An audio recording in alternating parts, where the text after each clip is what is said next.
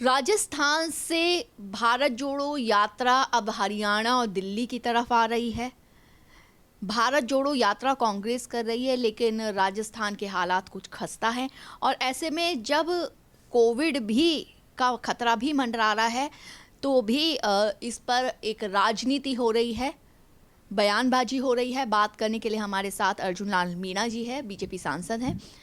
सबसे पहले भारत जोड़ो यात्रा जो राजस्थान में अब रुख कर रही है हरियाणा और दिल्ली का, लेकिन राजस्थान में कुछ असर दिखाई दिया?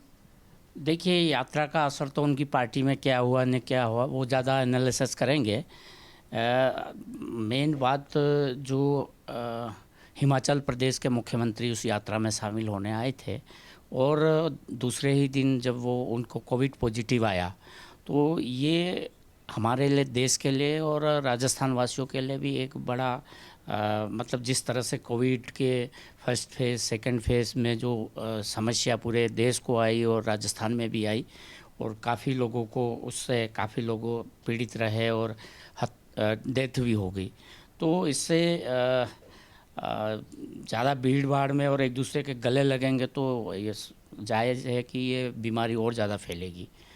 तो राजस्थान की अगर बात करें, अशोक गहलोत और सचिन पायलट, अब सचिन पायलट राहुल जी के गले लगते नजर आ रहे हैं, तो कौन सी बीमारी फैल रही है? देखिए, ये तो अब वही ज़्यादा समझ सकते हैं, पर मैं कह सकता हूँ कि उनके आपस की लड़ाई जग जाहिर है। राजस्थान वासी आप देखिए, दो अभी आने वाले कुछ दिनों में जो इनकी जो आपस की लड़ाई है वो और ज़्यादा खुल के आने की संभावना लग रही है। और कुर्सी की लड़ाई है ये, दोनों एक कुर्सी छोड़ना नहीं चाहते हैं, दूसरी कुर्सी पे बैठना चाहते हैं, तो आपस की इनकी कुर्सी की लड़ाई है। कुर्सी की लड़ाई में तो पंजाब भी गया, तो क्या लगता है राजस्थान भी अब हाथ से जाएगा? बीजेपी की क्या स्थिति? पक्का पक्का ये तो जाना ही है। ये तो अब आने वाले समय में 2023 के राजस्थान में विधानसभा के चुनाव हैं और Bharatiya Janata party full majority के साथ, यानी कि 200 में से 150 से ऊपर सीटें भारतीय जनता पार्टी की आएगी।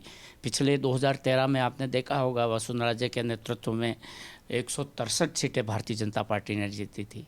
तो अभी तो बहुत ही सरकार के खिलाफ, सरकार ने जो चुनाव में जो वादे किए थे, किसानों के साथ किए थे, बेरोजगार युवाओं के साथ किया था। बेरोजगार युवाओं को कहा था कि आपको 3500 रुपये हर महीने आपको हम बेरोजगारी भत्ता देंगे, किसानों को संपूर्ण कर्जा माफ़ करेंगे, यानी कि बिजली, हम आपको बिजली की दर नहीं बढ़ाएंगे। यहाँ बिजली आती नहीं है, बिजली की समस्या राजस्थान में 24 घंटे में से 4 घंटे बिजली आती है। किसान अपनी खेती बराबर कर नहीं पा रहा है। तो राजस्थान में सरकार अपनी कुर्सी बचाने में लगी हुई है और जनता परेशान है। जनता का इतना बुरा हाल हो चुका है कि कांग्रेस के मुख्यमंत्री और उनके मंत्रिमंडल आपस में लड़ाई में लगे हुए हैं और काम कुछ हो नहीं रहा है जनता का।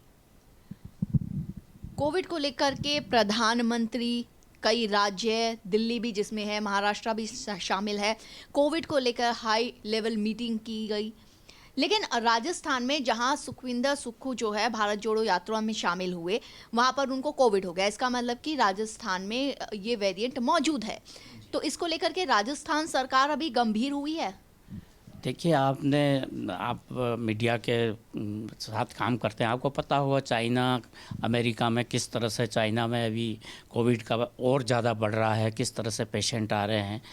और हम पूरे देश और दुनिया ने कोविड की 2 बार मार झेल चुके हैं।